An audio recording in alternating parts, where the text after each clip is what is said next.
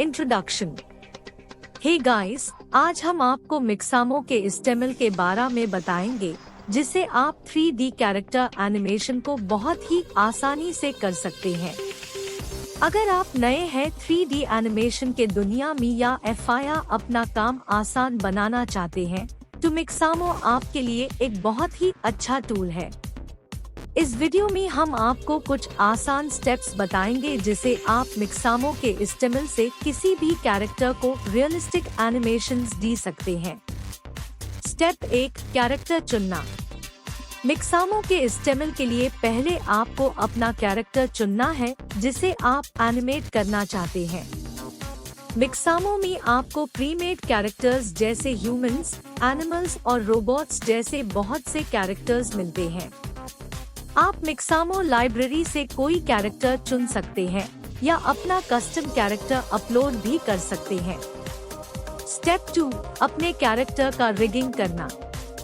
अपने कैरेक्टर को रिगिंग देना दूसरा स्टेप है।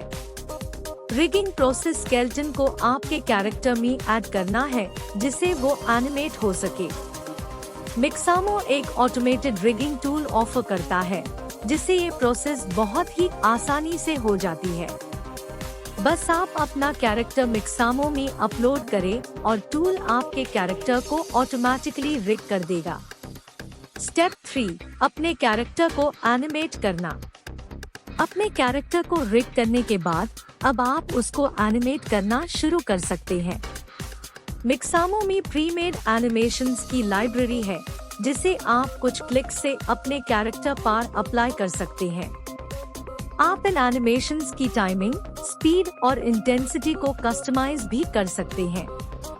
स्टेप 4, अपनी एनिमेशन डाउनलोड करना। अपनी एनिमेशन को बनाने के बाद अब यूज डाउनलोड करना है। मिक्सामो आपको कई फॉर्मेट्स में अपनी एनिमेशन डाउनलोड करने की सुविधा देता है, जैसे FBX, DVH और कोलाडा।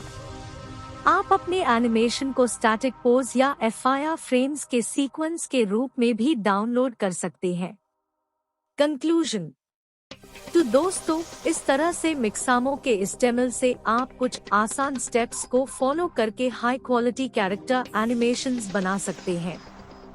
हम उम्मीद करते हैं कि आपको ये ट्यूटोरियल हेल्पफुल लगा होगा। इस वीडियो को लाइक, कमेंट और सब्सक्राइब करना ना भूलें, जिससे आपको 3D एनिमेशन और दूसरे डिजिटल आर्ट टॉपिक्स पर और भी ट्यूटोरियल्स मिलते रहेंगे। Thanks for watching.